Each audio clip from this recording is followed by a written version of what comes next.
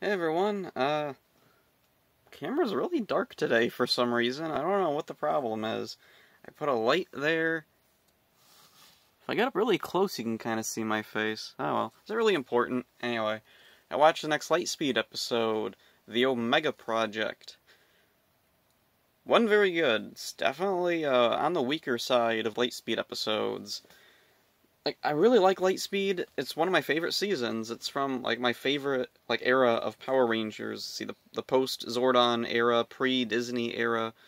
I love those seasons, Lost Galaxy, Lightspeed, Time Force, and Wild Force, to an extent. I love those seasons, but, man, when there's a bad episode, like, I'm not gonna pretend it's not bad. It's bad. It's not really... it's not the worst thing Power Rangers has had. Like, we've had far worse episodes, like Making Bad. Or, like, even in Dino Fury, we've had bland episodes similar to this one that, yeah, not the best. Anyway, it's got just so much stuff I don't like in Power Ranger episodes. And it's all, like, dumped into one episode, and the problem is partially that it's not that bad of an episode, actually. It's actually kind of well done, considering it's got all this stuff in there that typically I don't like in Power Ranger episodes. It starts off with Joel is hanging out with some young friend of his. Yeah, why is he hanging out with some little kid, anyway? Maybe it's a relative, who knows. So anyway, Simon. Simon is an aspiring astronomer. Has a telescope, he's looking up in the sky, he's did some stuff, he wants to join Lightspeed. Maybe he should try for Nasada. Nasada, here I come. Anyway, Joel leaves. Simon looks up through his telescope. He sees a meteor coming to Earth. And, yeah. Anyway, it turns out the meteor is sent by the bad guys. Alright, sure. Anyway, Simon tries to tell Joel. Joel doesn't want to listen to him. Joel goes to see him again. He tells him again, he gives him, like, calculations that he wrote to figure out the trajectory of the meteor, and Joel's like, oh, okay, now I trust him because he wrote a lot of stuff down that looks professional. Anyway, he takes the kid to Lightspeed, and this whole episode, even as a kid, I was wondering, why is it only this one kid who saw the asteroid, or the meteor, whatever. I'm gonna call it meteor. Anyway, because, like, even as a kid, I was aware of astronomy. That was one of my kind of sort of hobbies. Like, I remember being a little kid, and I kind of wanted a telescope. I had a telescope, but it was, like, a really weak one. It didn't really see up into space very well. Yeah, anyway. So, I was aware that astronomy is a thing. There's lots of people watching the sky. There's whole, like, observatories to observe the sky, and observe space, and things in space, within Earth's vicinity. And I just found it very strange, why is Simon, like, the only hope they have? Because surely Lightspeed has people, like, watching the sky, probably. I mean, it's a big building, there's gotta be at least a little bit of it is for watching space, right?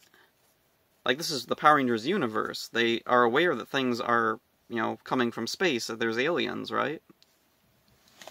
It's not like that's hidden information or anything, or secret.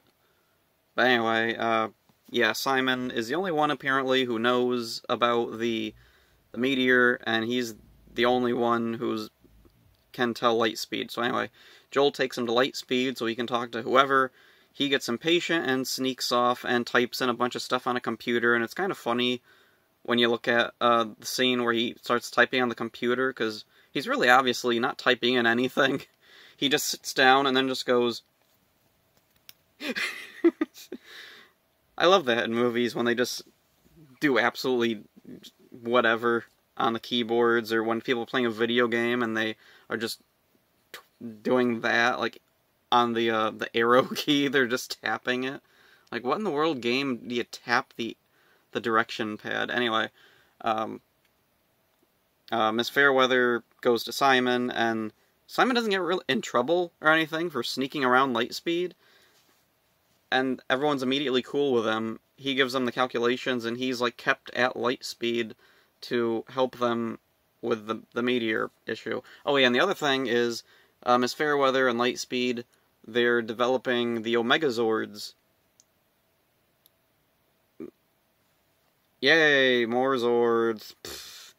I don't know, I'm a weird kind of Power Ranger fan who, I've never really been super into, like, all the new Zords. Like, they have their Zords, they have the Megazord, maybe they have a secondary one, maybe there's another, like, a special one, but after that, like, after 3 Zords, I'm kind of checked out, and I'm like, I don't know. Like, do we really need more?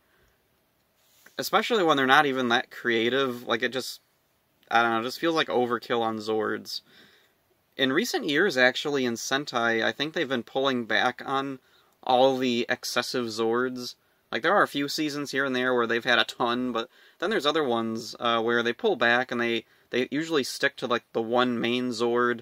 Maybe there's a secondary one, and maybe there's a third one that's used for this or that, or it's an extra thing that comes in once in a while.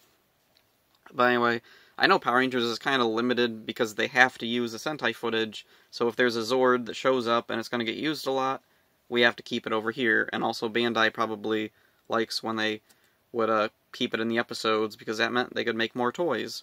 Anyway, the Omega Zords aren't very special. They're just more Zords. They don't really do anything too unique that I can't imagine the other Zords couldn't do as well. I don't know. It's the type of thing that, in the Sentai version, the Zords being constantly introduced usually makes a little bit more sense, because there's more of a story built around the Zords, whereas over here, it's the Zords are kind of secondary to destroy the meteor. The Rangers go up in the Zords, they plant detonators on the meteor. The meteor is, like, kind of sort of alive and, like, tries to trap the Zords on it, but they escape, detonators go off, meteor is blown up. No monster of the day, unless you count the meteor, which was kind of a monster, I guess? I don't know. Anyway, back on Earth, the Rangers are celebrating in the Aqua Base, and Joel talks to Simon, and he says, "Hey, Simon, since Miss Fairweather really likes you, I want you to ask her on a date for me." And the kid's like, okay, and he goes over to Fairweather, and it's really predictable what happens. Simon comes back over to Joel, and Joel says, "Cool, so when's our date?" And Simon's like, I asked, like, she's on a date with me, we're going to the planetarium. The end. Oh boy. It's not, like, the worst thing ever. Like, there's far worse Power Ranger episodes. There's even worse episodes in Lightspeed. But man, this is just, like, I don't know, it hit me harder today for some reason. Like, I really just did not want to see a bad episode today. And I didn't remember this one too well because it's a pretty lame episode. There's not a lot to it. I keep saying it's bad. It's really not bad. It's just bland, and it's like a cliche, tropey episode. It's not the best. It's not the worst. It's just meh. It's a little under meh. Yeah, it was a meh episode, and like, in the past, when I watched Lightspeed, like, when I had it on tapes, when I was a kid, I'd watch, I didn't have this one on tape. I had a couple tapes of it, and I liked them okay. And then when I got the DVDs from Shout Factory, I would pretty much marathon it. I would just watch episode after episode after episode. I wouldn't watch, like, just one episode. I'd watch at least 2 or 3 episodes at once, in a sitting, and so yeah, watching one episode and going, like, deep into analyzing it, it's I don't like it with episodes like this that really didn't have anything to them. So yeah, that's it for this episode, I guess. Hope you enjoyed this. See ya.